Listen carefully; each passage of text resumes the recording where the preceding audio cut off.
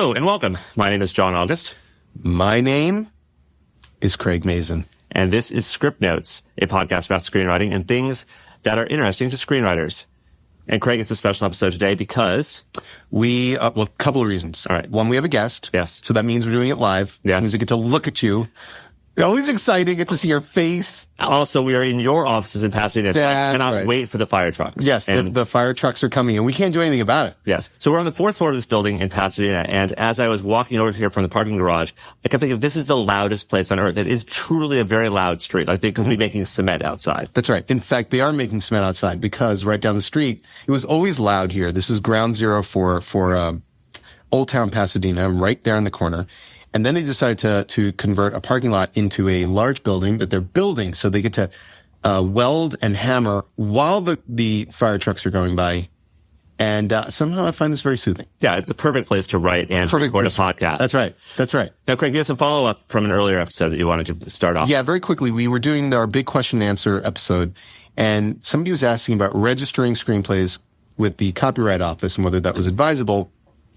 And the one thing I wanted to check on, I knew there was something funky about selling scripts with the WGA, and I just wanted to make sure that you weren't messing around with anything if you did that with the Copyright Office. And the answer is no. The deal is when you sell a screenplay, whether you're transferring copyright or you're selling it without that, and they're just saying, okay, well, we're commissioning the sale, so on and so forth, it's the same. The trick is that the companies don't pay pension and health on the sale of literary material because it's not really employment. To get around that, what the Guild does is they require the company to hire the seller of the literary material for the first rewrite. That is employment. And the P&H on the first rewrite is the normal P&H that's due plus the amount that would have been due on the sale. So they lump those two prices. So let me try to re-explain this in a way that might make sense to someone. Not a chance. Okay. So we're backing up here. We're talking about whether if you register copyright on your spec screenplay before you sold it to your studio. The question originally was like, is this going to mess things up? And the answer is no. The answer is basically no. That's right. And there's sort of weird backhanded ways they can get around sort of the issues of copyright, transference, and pension and health. So it's happened before. Feel free to register copyright on your spec script if it's useful to you. Go for it. That is correct. That is the follow-up. Wonderful. Yeah. Today, we are excited because we have a special guest, and we love when we have special guests. Yes. And our special guest is Dennis Palumbo. And Craig, this was your idea, so tell us why we are talking with him today. Well, Dennis is a therapist. He works as a therapist, a psychotherapist. He was my psychotherapist for a while. I'm not in therapy currently, but I did see him for a while. And he, I think he treats lots of different people. His specialty is with writers and with screenwriters. And for good reason. He himself was a screenwriter. He worked, for Welcome Back, Kotter. Oh, Mr. Kotter. And, he co-wrote, a wonderful movie called My Favorite Year, which if you haven't seen, you're stupid. That's, I'm being judgmental, but I think it's fair. If you care at all about the history of comedy, you should see My Favorite Year. It's a wonderful movie. So, a very fine writer in his own right, and he also is a novelist. He writes a series of, crime thriller, mystery thrillers with a character named Daniel Rinaldi, which sounds a lot like Dennis Palumbo, who is a psychologist, crime fighter, mystery solver. And, his latest novel, Night Terrors, is available now. But today we are welcoming him, I would suspect, mostly to talk about the weird stuff that goes on in our screenwriting mind. So welcome, Dr. Dennis Palumbo. Well, thank you so much. It's nice to be here, John. It's nice to be here, Craig. So talk to us about why you got started as a therapist working with writers, and what was the inclination behind that, and how did you make that transition? Well, the transition was long and involved, which I'm going to reduce down to the 2-minute version, which is essentially I had gone through kind of a personal crisis in my life. My marriage had ended. I'd been really lucky in the film and television business, which I started at 22. I mean, I was on Kotter. I was 23, I think, when I was on that show. And so, I ended up literally doing the Razor's Edge experience. I went to the Himalayas, climbed mountains all over the world, meditated, the whole thing, came back and thought, I think I need to change my life.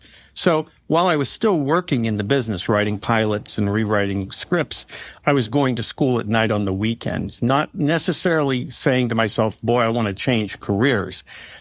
But I was so fascinated by psychology because my own experience in therapy had been so good. Right. And so after a while, I mean, it takes 6 years to get through the program to become an intern. I worked as an intern on the weekends and in the evenings at a low-fee clinic and at a private psychiatric facility. And then one day, I know it's kind of crazy, but I had one of those road to Damascus experiences. I was at a restaurant, I don't even know it's there anymore, called Le Dome on Sunset.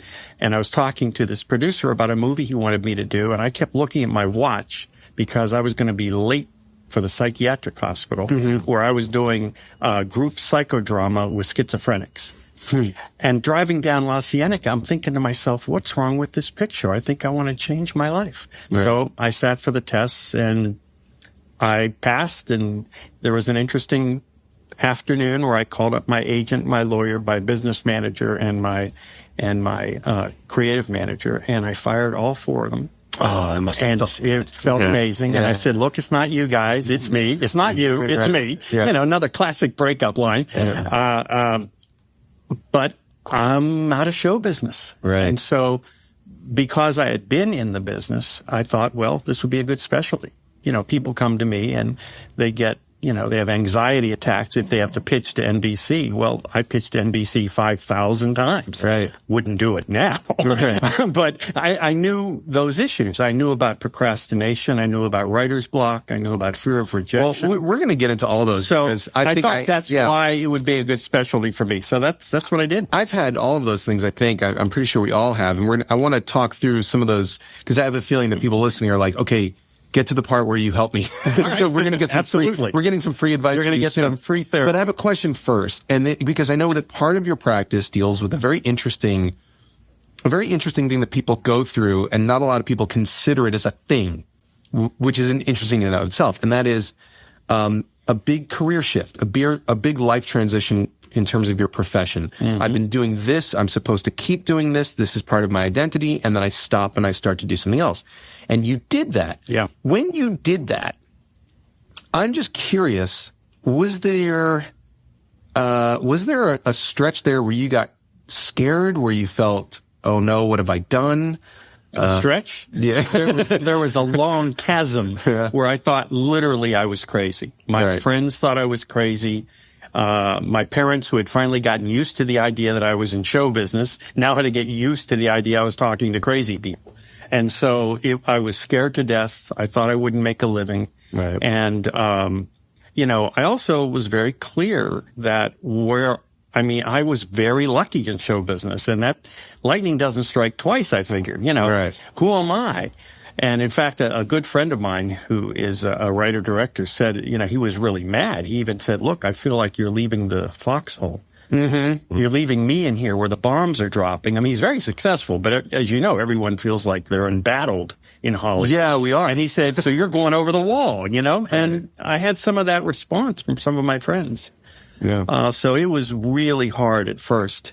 I did that thing where someone would call me and they'd go, well, do you have any available times? And I'd be flipping through blank pages on my going, no, I don't know. Maybe Thursday at 4? And they'd go, I can't do it at 4. And I'd go, wait a minute, I found another one. Friday at 10. You know?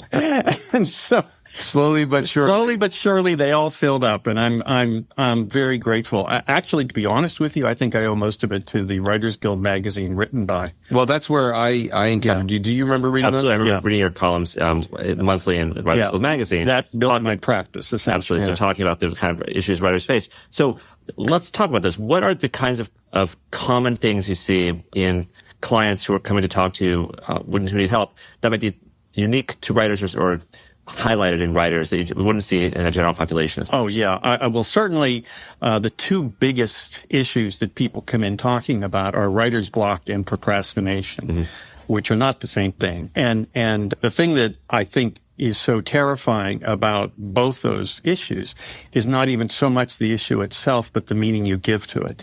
If you're a writer and you feel blocked, it's hard enough to be a writer. Doing good work is very hard. Good writers get blocked. But if the meaning you give to it is, well, I bet, Steve Zalian never gets blocked, or I guess my parents were right about me and I should have gone to law school, or maybe this means the story's no good. Right. What I find very quickly in working with a patient who's struggling with writer's block is that the issues are so inextricably bound up in their personal lives, in how they feel about themselves. So if you go, gee, I'm really blocked, man, this script is tough. Let me maybe take another approach. That's a craftsman-like approach. If you go, wow, I'm really blocked, I guess this was a stupid idea anyway, and my agent's going to dump me, and no one's like the last 3 scripts I've written, so maybe I got lucky and now my luck is over, and I wonder if I can still get a job in my dad's faucet factory. Yeah. I mean, you go there. Oh, I go there so fast. Yeah. I don't have faucet. What's your faucet factory? I know what mine is. What's yours? I have. There's always a ripcord to, like, some sort of programming or some sort of other, like. Mine's Ralph's. It's always Ralph's. I always go right to Ralph's, and not even like a day shift at Ralph's, night shift at Ralph's. Definitely. Yeah. Yeah. See, I worked in a steel mill to put myself through college. So I always know now if things collapse, I can always work in a steel mill. Now, there aren't any steel mills in America anymore, so I'd have to go to Japan. Right. Where they're hiring gentlemen in their 50s. Yeah, that's right. That's right. Yeah. Has yourself up as a robot. Yeah. That's right. And the thing that's important to remember, too, is no one lives in absolute isolation. And so if you're struggling with writer's block and then you're telling yourself, you're assigning certain meanings to being blocked, it's not like a day at the beach for your mate either, or your children, or your friends. And you feel like, if you have this idea that everything's depending on you, and every time you stumble or get stuck, the whole ball of wax could collapse, then it becomes harder and harder to navigate the block. And the thing that I think is most unique, most people think writer's block is bad. I think it's good news for a writer, because if you look at the kind of biographical narratives of some of the greatest artists you've ever known, they all have like 5 or 6 periods in their lives where the work is repetitive, where they feel stuck, where they seem to be going backwards.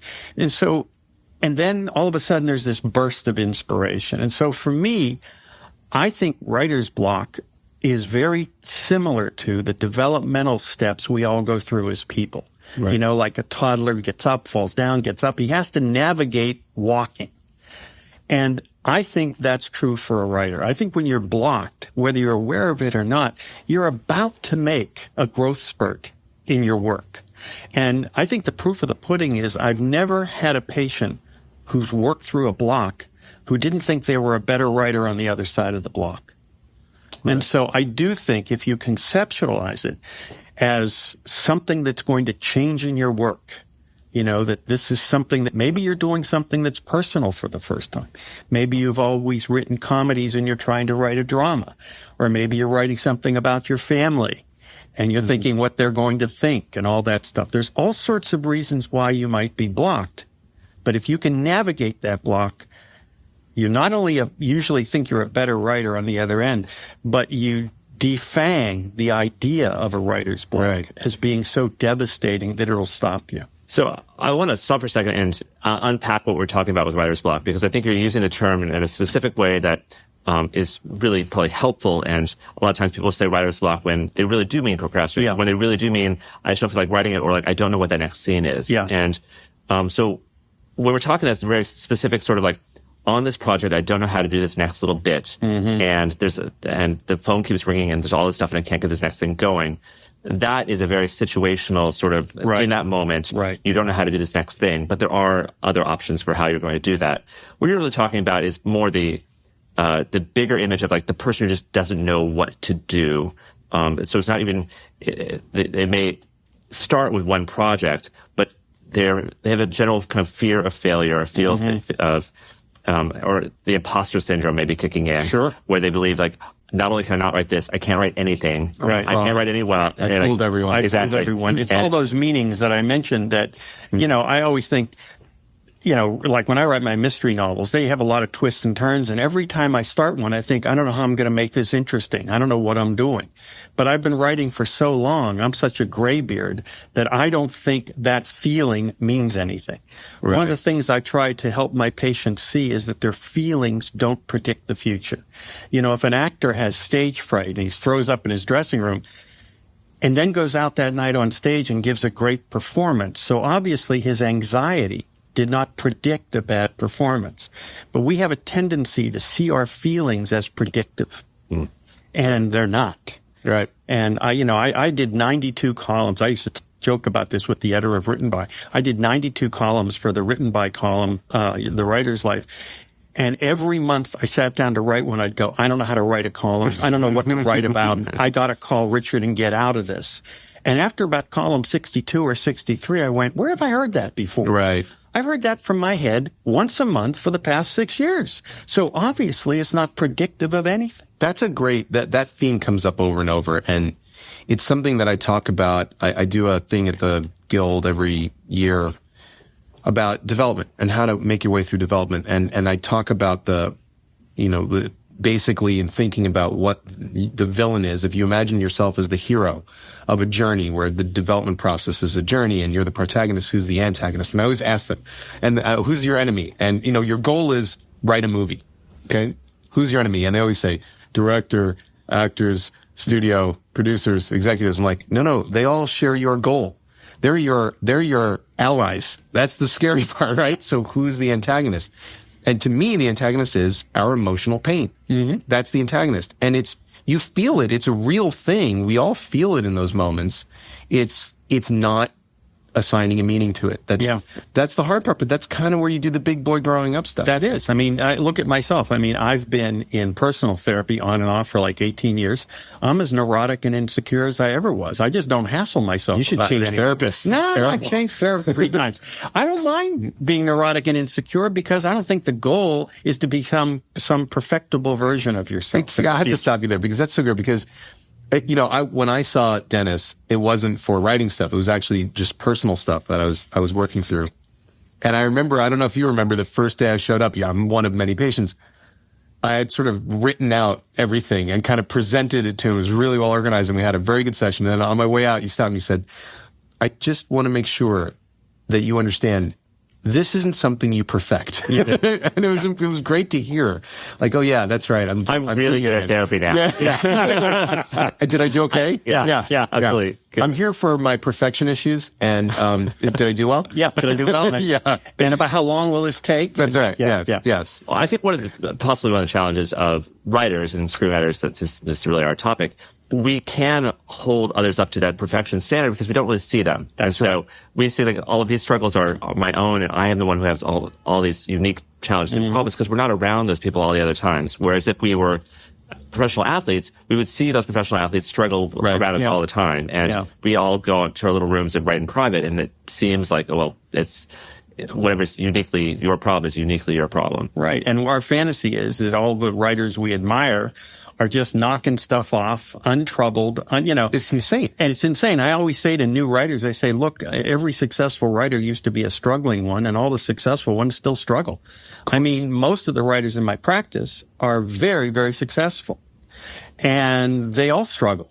In fact, it was so striking for me as a former screenwriter. Some of my patients are my former idols as a writer. Right. And it was amazing for me to see the struggles they had, which I found comforting because I spent 18 years in show business thinking, well, if I were only smarter and more talented, this wouldn't be so hard. Are there, because, we have a lot of people who listen who are professional. We have many, many more just by the nature of our business who are not, but who want to be.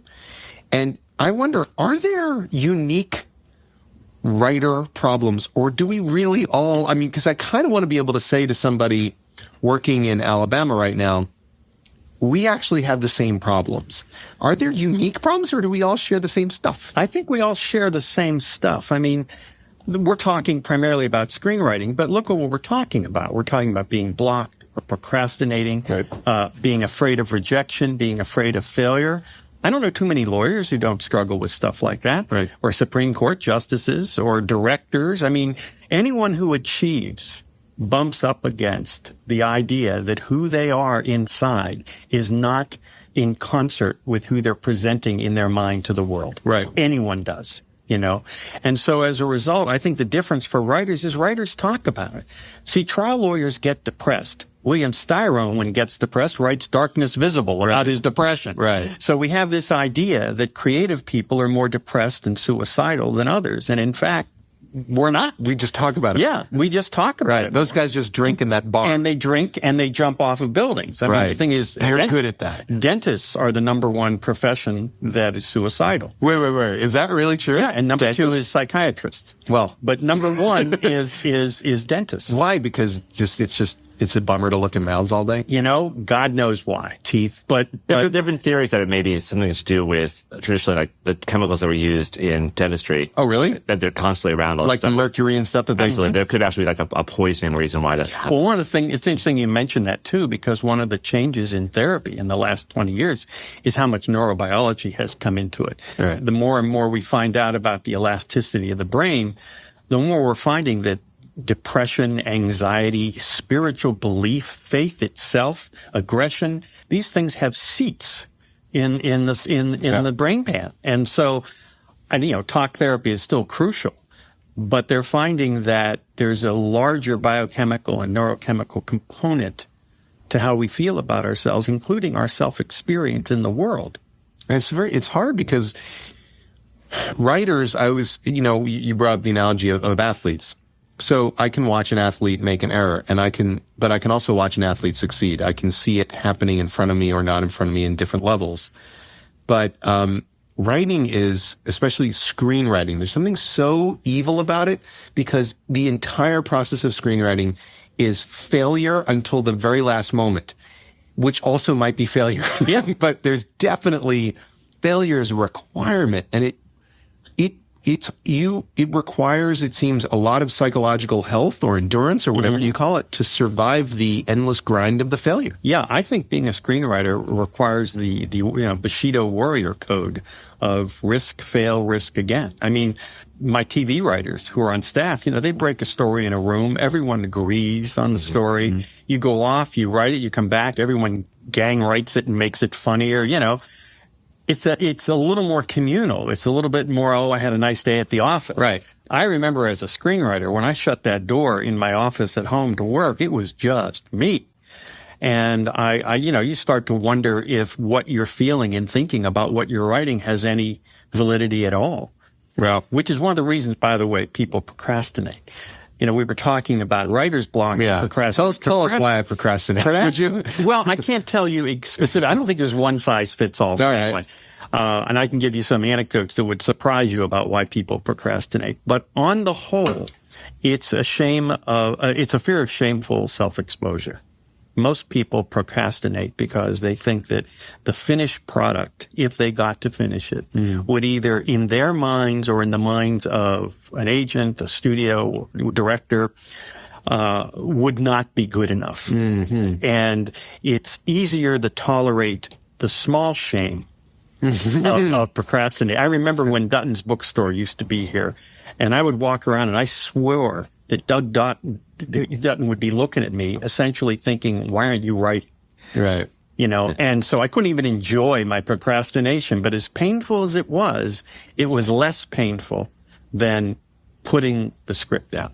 Mm-hmm. And see, then you want to look at a person's childhood experience. I mean, I had to get all straight A's, I was a big honor student and stuff like that. And so I'm one of those people that, you can never love it enough. Right. I'm already evaluating while we're talking how well I'm doing that. I might be one of those and people. So, too. By the way, you're doing very poorly. Okay. That's what I thought, but luckily at these prices, why should I? Yeah. But the point is that kind of thing feeds the procrastination. And what's really difficult is for people to understand that the shame of self-exposure will always be there as long as you don't feel engaged with the process itself. As long as you're only concerned with the result in terms of what it says about you, what clinicians call the external locus of control. Mm-hmm. You're always better off going, I'm having a great time writing this, and hope that Tom Cruise wants to be in it, than go, if I write this and Tom Cruise doesn't want to be in it, it isn't good. Right. Therefore, I'm not good. Does that sound familiar to you? I would say that most of my procrastination is fear that I won't actually hit flow and that I won't actually hit that moment where then it all becomes easy. So I'll put it off and put it off and put it off in the hopes that maybe suddenly the engines will kick in, because the times when writing is really good and natural and easy and wonderful are amazing. And you sort of hope those come back. I also do notice that I find writers kind of ritualizing their way into procrastination. So they'll say like, well, I can only write from these hours to these hours, and I have to have this kind of pen and this kind of paper and this kind of situation. If I don't have those things, though, I can't do the work I need to do. And so what you describe as sort of the root causes, the underlying pathology that might bring about procrastination, there's a whole host of behaviors that sort of kick in, that sort of feed on itself and sort of create the system which they can't not procrastinate. That's right. I had a similar one when I was a screenwriter. I always thought of it as going down a ramp. Mm-hmm. And then I'd get up in the morning, I'd go, well, I made some notes and I returned some phone calls. Well, it's going to be lunchtime in an hour. Mm-hmm. And I can't go down the ramp till lunch is over. Right. So then I'd eat lunch and go, in 2 more hours, the mail comes. I got to wait for the mail to, and then I knew my agent was calling me back at 3. And if I did it correctly, the entire day would go by. Yeah. And it would seem totally reasonable to me because I couldn't have gotten that block of 5 hours. Yeah. And that fantasy of having a requirement of structure like that really dooms a lot of people. Yeah. So are there interventions that if the client came to you with, this problem of procrastination, what are some techniques you might propose? Well, here's what I would suggest. First of all, as I said before, I don't believe there's one size fits all. So I would need to know a little bit about their childhood, a little bit about how they dealt with criticism, what their expectations are. There are people who want to write who at the same time don't feel entitled to. Mm-hmm. And so if those two things are hitting, I had a guy procrastinate, to be honest with you, because he was a novelist. His first novel was kind of well received, and the second novel was starting to get a lot of heat from the publisher, and they were thinking this is going to be a big book. Right. And he kept procrastinating, and we finally found out it's because his brother was a failed writer. Mm. And he was not able, at a very deep level, to do that to his brother, to be more successful than him. But in general, when someone says, look, I just need pragmatic tools, the first thing I say to them, do you need to feel good to write? Because I don't think your writing cares how you feel. Mm-hmm. And so if you came to me, Craig, and said, Jesus, I feel, I don't want to start. I feel sluggish. I feel I'm wasting my time. My best years are behind me. What am I doing? I'd say, okay, let's put a character named Craig in a diner, and let's have him sitting opposite somebody he knows, someone he likes, someone he respects. Give him this dialogue. Start talking. Tell me how you feel. Tell me what you think about the project you're going to write. And as you start doing that, the logjam breaks a little bit because you're telling yourself, oh, this doesn't count. This isn't real writing. This is just me telling how I feel. And sooner or later, what will happen is you'll start slipping into ideas. Mm-hmm. You'll go, wait a minute, I want to write that line down because if I do write this thing, this would be something I would use. And I find that if a patient is willing to be uncomfortable writing, right, they'll break through the procrastination. If they need to feel like they're ready to write, they may have to wait forever. Yeah. Right. Well, it's funny. Listening to you guys, I have a little bit of both. I know exactly what you mean about that fear of the lack of flow, because the first couple of lines sometimes are excruciating. And also because of the way I approach writing, there are certain things I need to know to feel like I can get the flow. What does the room look like? What's going on? What's the weather? What are they wearing? All the visual stuff. And sometimes it's hard to see it and you get tense. Everything. It's like all your muscles tighten, So I have that, but I also do have that kind of, there's something about the scene. Just, I can imagine somebody reading it and going, and now I'm thinking about them. I'm thinking about the reader. I'm thinking about the director. I'm thinking about the movie. I'm thinking about the audience. I'm thinking, God help me. Well, that's the shameful self-exposure. Right. The funny thing is perfectionists often have this problem because they want to be in the flow too. And just as a pragmatic tool, and again, I'm a therapist. I'm not a writer instructor, but just as a pragmatic tool, I often remind them, when I was a screenwriter, I assumed I was going to throw out the first 20 pages of my screenplay.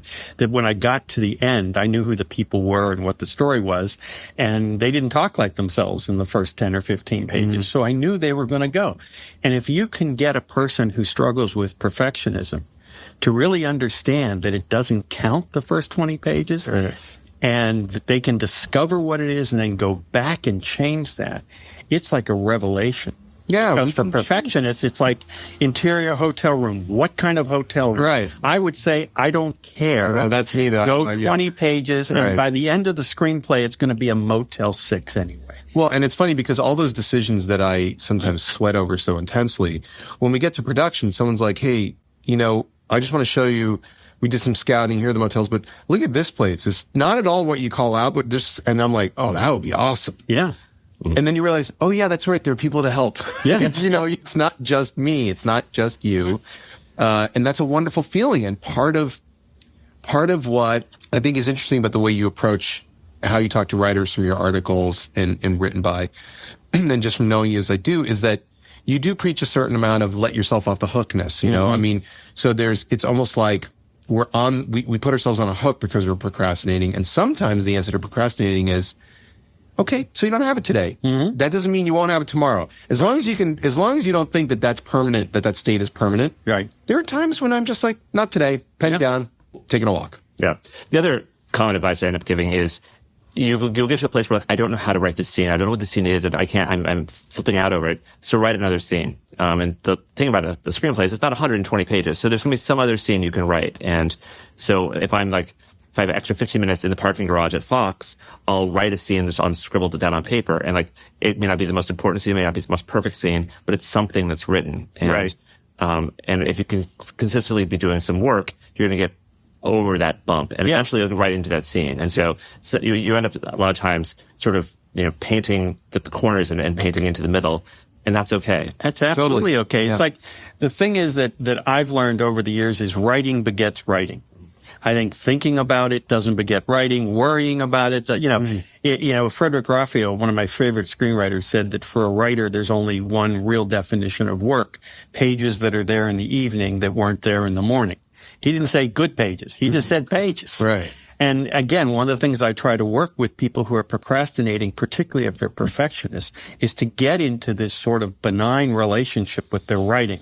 Because otherwise, they're demanding their writing mirror back to them that they're great. Mm-hmm. Yeah. Demanding their writing mirror back to them that they're entitled to be a writer. Your words can't take the weight of that. That's way too much weight. Yeah. You want your script to validate you're leaving Dayton, Ohio to become a screenwriter instead of going into your dad's pharmacy business. There's no screenplay on earth that can do that for you. I hope that people at home who are in Dayton or places like Dayton get that. Because it's really, one of the things that we talk about a lot is the weight that people put on themselves to become a screenwriter, which is harder and harder to do. And how tragic, frankly, it is for so many of them who just aren't going to be screenwriters. And I want people to absorb this. It's important, it's an important lesson. Well, I was at a seminar and somebody asked me one time, what's the most important trait to be a screenwriter? And I said, an ability to tolerate despair.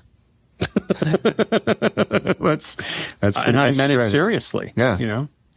One of the things, certainly back to something Craig said earlier, what is different about treating screenwriters or writers versus other people? One thing that seems like would be a lot different is that we are in our heads a lot in completely fantasy worlds. And so unlike a normal, accountant, we have this fantasy life and this second fantasy world that we have to maintain and live in and keep sustaining. This movie I made, The Nines, the middle section of it is about Ryan Reynolds' character having this sort of nervous breakdown with his TV show. And it's based on a real thing that happened to me. My very first TV show, I created this thing called DC. And I had to sort of keep the world of DC alive in my head at all times. And those characters had to be running at all times. And there was this essentially a second world that I created inside there. And ultimately, the boundary between what was real and what was fiction was incredibly thin. And so I would hear a song on the radio and I would snatch that song and that song will be in the show because I had to sort of constantly hunt and gather for that show. Now, TV, I think, is its own unique beast, and the way that we make TV is probably not healthy for anyone involved in television. But movies, to a large degree, can be the same thing, where you've worked out this whole world and these characters, and this is their universe, and you're responsible as the creator for maintaining that universe for a long period of time.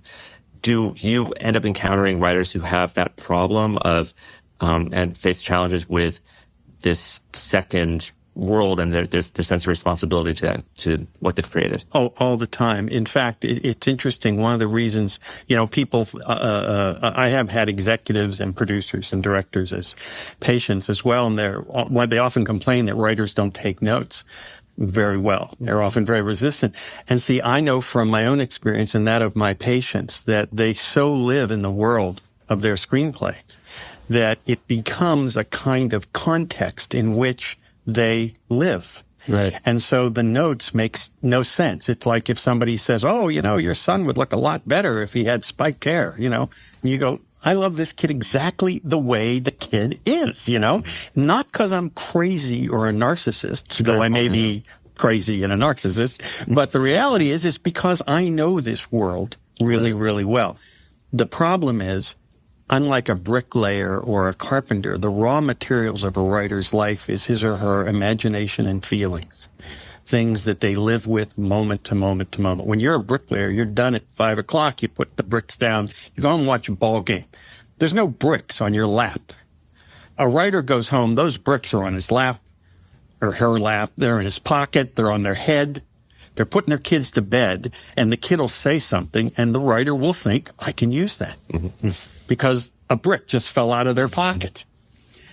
That's not the way most people live. So it is particular to writers to carry around their imaginative life. To me, it always reminds me of what Margaret Mead said when she was doing research in Samoa. She said, well, my job was to be a participant observer. And my experience of writers is they tend to be participant observers. I'll have a patient come back from their wedding, and they will describe it as though it's a scene from Portnoy's Complaint. Mm. They were in it. They were glad to be getting married, but they were watching the wedding as though it were a scene. Yeah. Yeah, we're kind of addicted to narrative. Yeah, very much so. I try and talk to writers in narrative terms because I feel like it's something we understand. But I really like what you're saying, that the idea that, because it's true, when you get those notes that drop the bottom out from under you, when you feel like you're literally falling through the floor, sometimes it's because there is this incredible dissonance between what they're suggesting and what you are perceiving as reality, mm-hmm. as real. Like, that's not possible. You could say, well, what if water was actually hard and sharp? You don't understand what you just did to the world. I'm looking at the water. I drink it. It's in me. That's wrong. Yeah. And people, and if you were to say to somebody in their regular life and have the ability to actually change things around them that way, like, you have 3 sons. What if they were girls? How violent, people would respond so violently to that. And the funny thing is, you'd think that other writers would be sensitive to this, but they're not. Because one of the things I find so fascinating is when you look at, I do arbitration sometimes for our credits.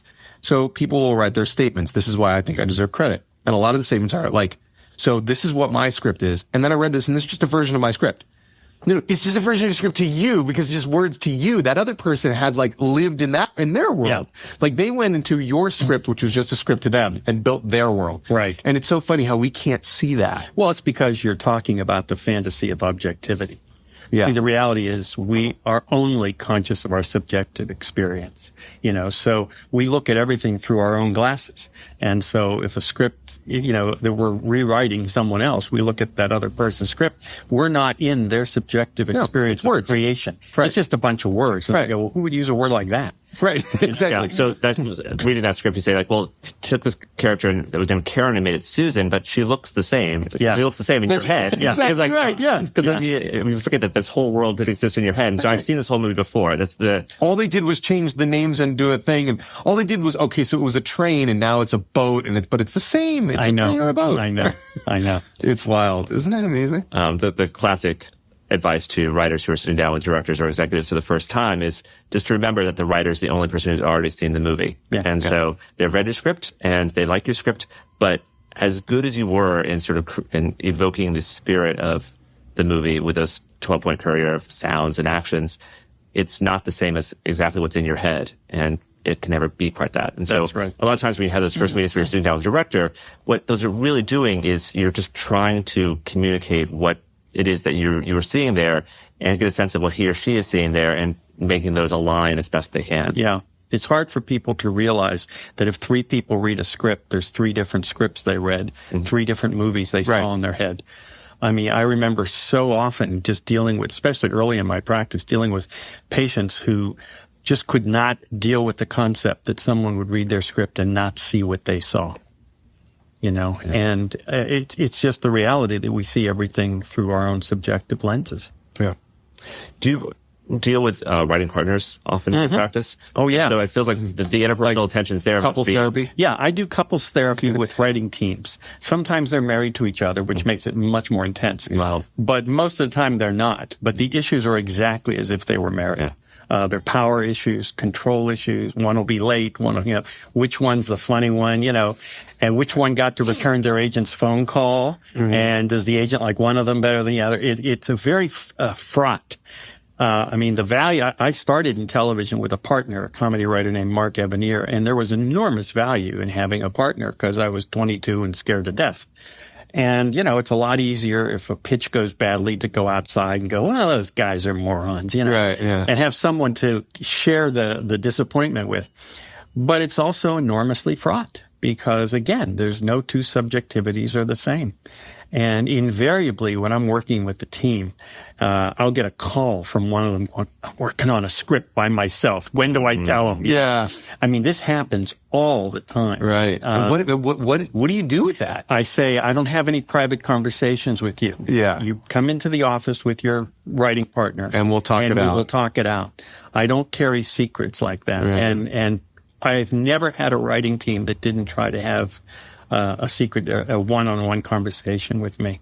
Wow. Yeah. But everyone feels as though they're who they are and what they believe and what they need to say. They want it to come out as unfiltered as possible. You have to get through a director, a producer, or a network executive, a star. You also have to get through your writing partner. I know.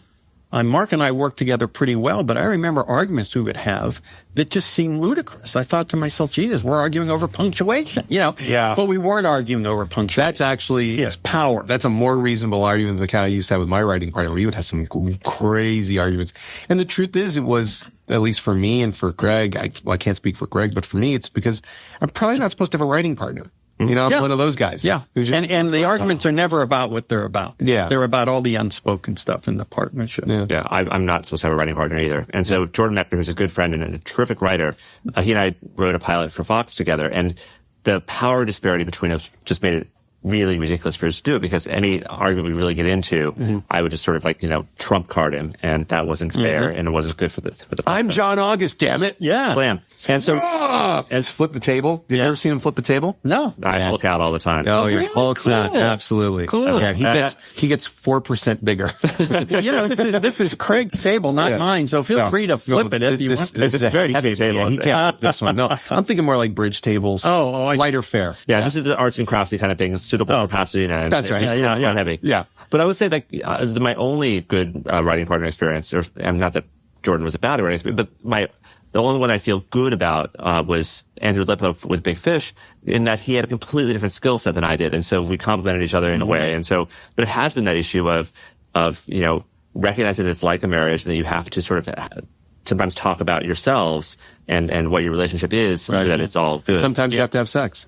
No, that doesn't. It doesn't. No, I found that's actually very effective. Okay. No matter who they are. No matter who they are. I agree with you. The most fruitful writing partnership that I've had is with Todd Phillips.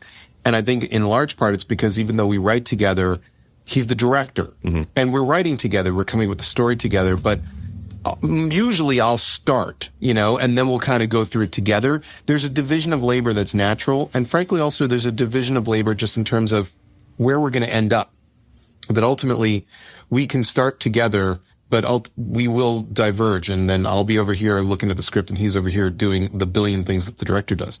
And it makes it somehow okay. It's like a partnership that's not a partnership. And it's fine. And then we also then can go our separate ways. My fortunes aren't tied to this person. That's so much of the, I could see all so much of the stuff. dynamic, Yeah. right, is that for writing teams, particularly long-standing writing teams, their fortunes are tied together. Right. And They can't, and it's very, very, very, very difficult. And yet so many of them, they're one or the other is clandestinely writing something. It's just, I wanted to talk to you about, I want to do another podcast on my own. Just me. Yeah. Not with this guy. Not with this guy. But can I talk to you about it separately? Yeah. I have to do it with, I'll do it in front of you. Yeah, I had a great story. I was working on a film when I was in the film business with a very well-known comedy star and his writing producing partner. And the three of us would work every day. And at one point, the producing partner went to the bathroom and the comedy star turned to me and said, I can't deal with this guy anymore. I have had it with him. I can't deal with him. He's such a pain in the ass. So then the producing partner came in, and after a few minutes, the comedy star went out to go to the bathroom, and the producing partner turned to me and said, I've had it. This is the last film I'm doing with it, And so I was afraid to leave the room.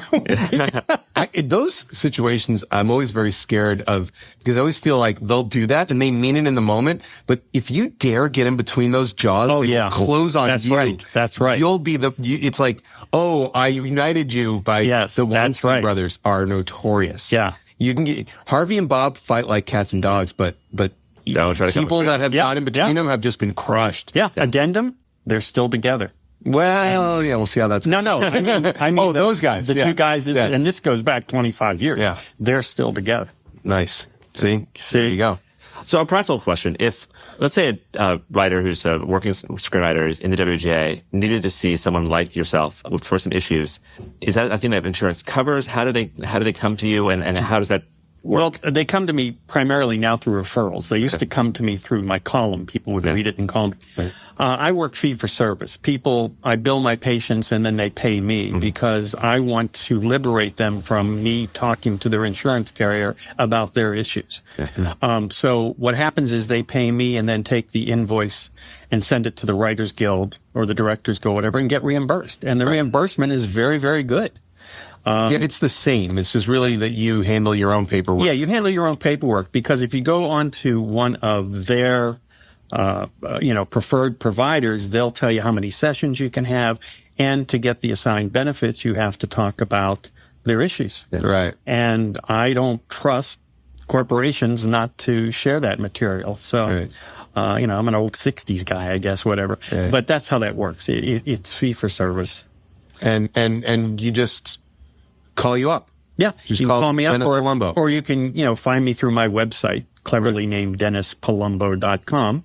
And you can email me and we'll set up a time to talk on the phone. And I'll try to make sure it's a good fit. I think people should be really good consumers of their own therapy. Right. Regardless of what they thought about what I said here, if they come in and it doesn't feel like a good fit for them, they shouldn't work with me. Right. They should find the person with whom they feel comfortable.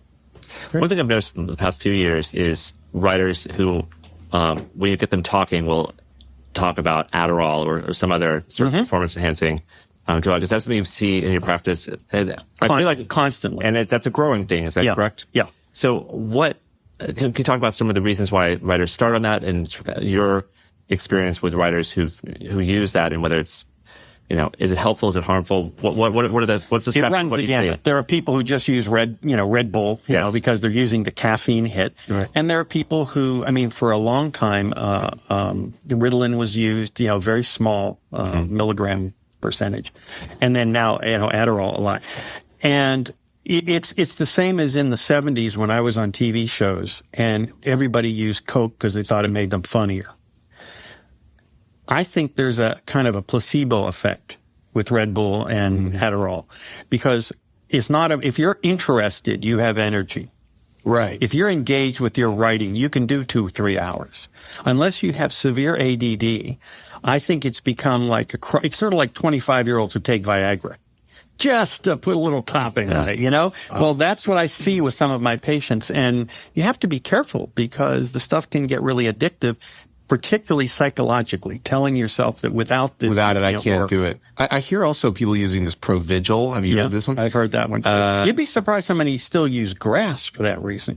That's a great 60s term. Yeah. Grass. Well, I still weed, whatever you want to call it. Yeah. But they really do feel that it sort of lowers the portcullis gates. Right. And allows their creativity to I'm exactly exactly the opposite. Exactly. I'm such a Boy Scout. I can't even handle music playing while I'm writing. I'm unless it's like orchestral film score, like low. Yeah. I can't write after a glass of wine. I could barely write after Tylenol. I know, like I need to be so sober. If I have a glass of red wine, I'm done for like the week. Pretty much, yeah. Like, I'm a real light. Have you ever dabbled? I can't, and I have to, be really quite sober. I get like a glass of wine, I could still function. Right. But I think honestly, alcohol for me is like that thing that happens at dinner or after dinner that says like, okay, the night is over. And I think it's the signal to my body saying like, you are free now to stop thinking about your work. Yeah. That to me, it's like it's Miller time. Yeah. That's what the alcohol definitely. And it makes sense because alcohol is a central nervous system depressant. It's generally not a good idea to depress your central nervous system that you're relying on to write.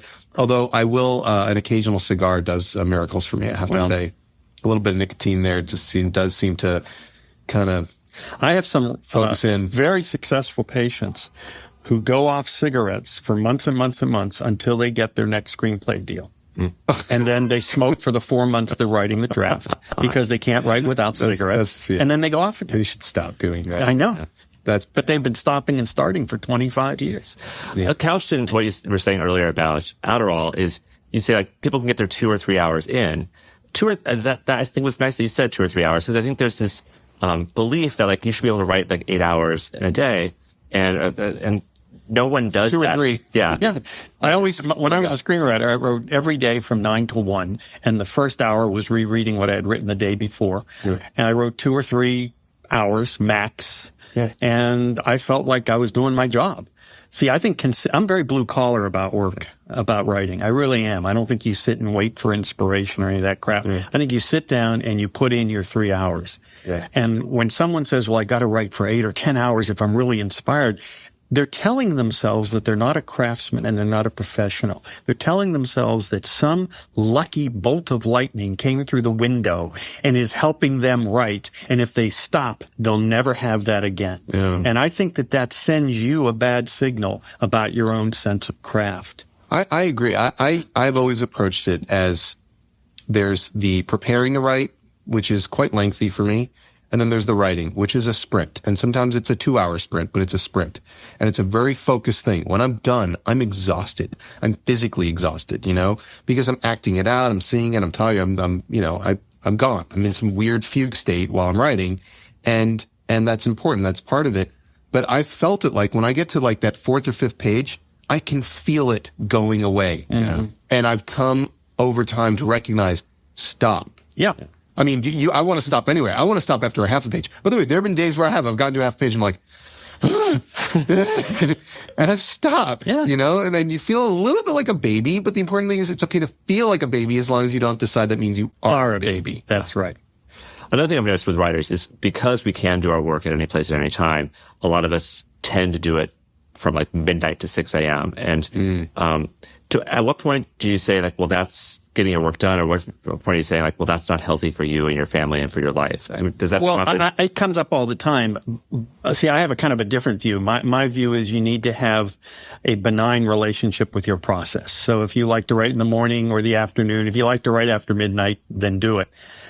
What I think is a mistake is to go, gee, I just read that, Aaron Sorkin writes from midnight till 6. So I should write from midnight till 6. The fantasy that there is some technique that frees you from the struggle of writing. On the other hand, we live in the real world. I mean, if I were a screenwriter now, I could never write from midnight till 6 because I have a wife and a kid and dog and cat. Do that anyway. Plus, my body won't tolerate it. It just won't. And so I think you have to find the process that feels the most congenial. But again, writers don't live in a vacuum. They're often in relationship. They often have children or siblings that they're dealing with. One of my most successful writers has a severely handicapped sibling, and she's in charge of this sibling, and that's a big aspect of her life. Right. So there's not going to be any of these 12-hour writing days for her. That's not going to happen. Right. But she still gets a lot of work done because there doesn't have to be 12-hour writing. Exactly. There doesn't have to be anything. I think that's the key for new writers. That's good. I like that. That's a great place to end. It doesn't have to be anything. Oh, boy, I always feel better after I talk to you. Yeah. Well, thank you. That was spectacular. If you feel like joining in, we have our one cool thing. Do you have a one cool thing? I do have one cool thing. I do too. All three of us have one cool thing. We have three cool things. My one cool thing actually ties in pretty well to some of our topics today. It's a movie that I saw because the filmmaker was up at the Sundance Labs. And so his film had already been on my list of like movies I wanted to see at some point. I wrote that long list, but I needed to see it because I was going to meet with him. The movie's called The Imposter, and it's terrific. And so the conceit behind The Imposter, which is not a spoiler because in the first 3 minutes you'll know what's happening. There's a boy in Texas who disappears, and his family looks for him. Big search, flyers everywhere, Center for Missing and Exploited Children. Years later, he shows up in France, and they find him in France. Spain. He calls back and say, like, we found your son. They come and get him. They bring him back, and what you realize is that it's not the same kid at all. It's just an imposter, a guy pretending to be their son. Right. And you think, well, that can't possibly have a third act. Like, what the third act is going to be like? They're going to find out that it's not him. Sure. And yet have this amazing third act. Really? And it's a documentary that's really ingenious in that it's a documentary? Yes. Oh, it's real. It's real. And what's so fascinating about it, the technique of the director chose, is you're intercutting between these very Errol Morris, static, beautifully lit interviews, talking heads, with recreations of what's actually happening in ways that are so seamless and transfixing that the central conceit, the metaphor of the imposter, feels perfect because you're watching these, doppelgangers sort of move between documentary and film. So it's highly recommended. It's on Netflix right now, streaming. Excellent. Well, my one cool thing is an app. Now that we have our Twitter army that supports me, because I never have one cool thing, is what happens, because I never think about it, and then I go, oh, I don't have one. So I've asked them to help me with one cool things, and it's great, because now people are constantly tweeting me with these cool things. And some of them, almost always they're cool, but this one was cool. It's so stupid, but I loved it. So it's called Paper Karma. It's an app. You have an old school phone, you can't use this, but we have cool phones. Paper Karma, genius. You get junk mail. The junk mail is addressed to you. You launch Paper Karma. It turns your camera on, and you just take a picture of your address on the thing, and you hit send, and it goes to them, and they see, okay, so this catalog sent you this thing that you don't want. Now we'll take it from here. We've got your name and your address in the catalog. We're now doing all the paperwork for them to tell them to stop sending you stuff. Oh my God. So what a great app. It's awesome. So now, like, every day I go to the mailbox excited about junk mail. So I can take pictures of it and send it to Paper Karma. I am so dubious, Craig. I feel like they are just getting your address again and again and again. No way. Because they verify that a person is actually there receiving that mail. No, they're good people. Okay. Oh yeah. Check it out. I love that Craig believes in random people, but has huge distrust and belief over other sets of people. If I can see you, then I don't trust you. That's basically what I word. But if I don't see you and you have a name and an app and an icon, then I totally trust you. There's someone in India who's like, he's sending us his address again. He must really be there. Yes. Well, I don't care. I'm going to keep doing it. All right. I'm very, very... and listen. There they are. The children of the night. I was worried we wouldn't have any sirens. I know. It would have bummed people out. So this is what goes on usually 3 or 4 times a podcast. Is that because of the bomb threats, or? It's because the fire station's down the street. And also sometimes when I'm bored, I phone a bomb threat or two to Cheesecake Factory. I was really hoping that the maintenance worker was going to come in and empty out the trash. That's the best moment. Yeah. Oh yeah. She's not here today. So Dennis, what about your one cool thing? My one cool thing is a Spanish film. Yep.